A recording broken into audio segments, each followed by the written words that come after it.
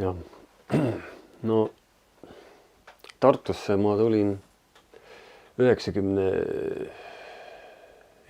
aastal ja siis elasin üle jõe 3 aastat ja Kalmistu tänaval, et väga verinoorena elasin kohe Kalmistu tänaval ja mu perenaine oli üsna pöörane tegelane. Ja seal väikses toas pidi väga vaikselt tegutsema.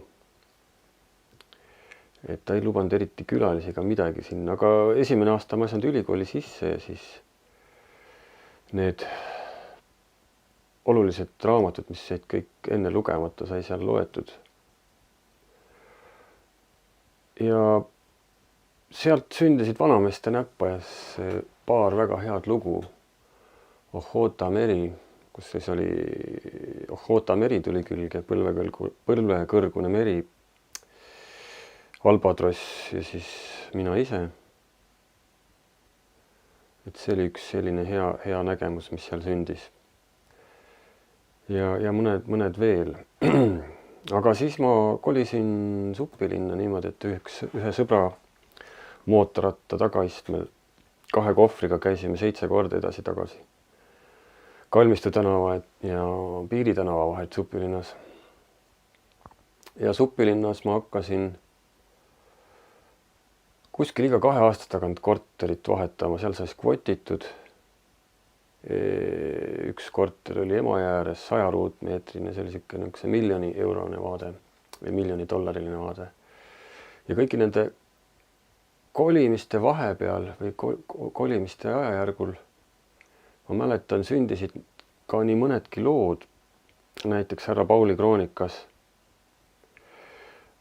Et olin just kolinud seoses vandaalide sissetungiga, sotsiaalid ründasid korterit Piiri tänaval, siis ma kolisin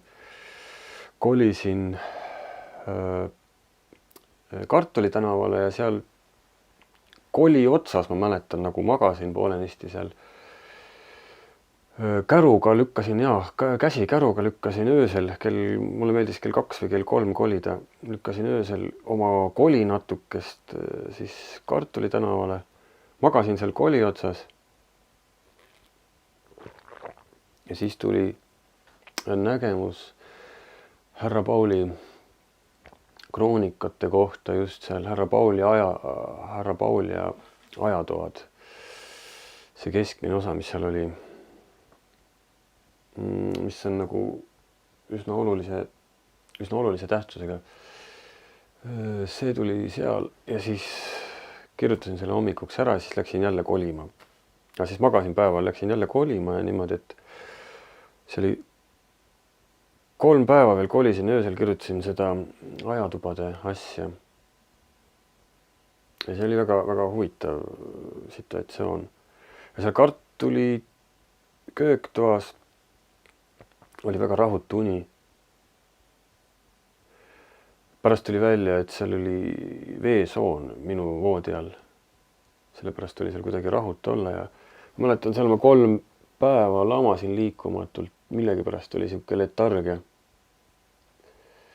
Ma ei mäleta, millest see tingitud oli, aga et siis ühel hetkel see letargia lõppes niimoodi, et vedru käivitus ja siis ma kirjutasin selle Liblikmehe,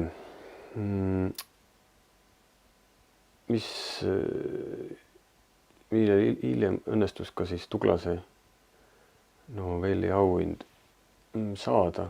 Aga tähtis ei ole mitte see, vaid see, et jällegi see sündis vahetult ennem Kartuli tänava toast välja kolimist.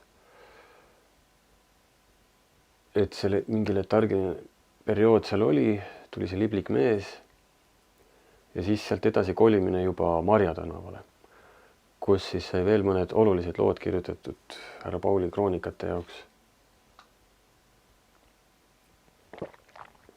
Ja sealt juba edasi Emajõe tänavale. Ja Emajõe tänavalt siis omakorda Emajõe tänaval ühte teise kohta ühte hoovimajja,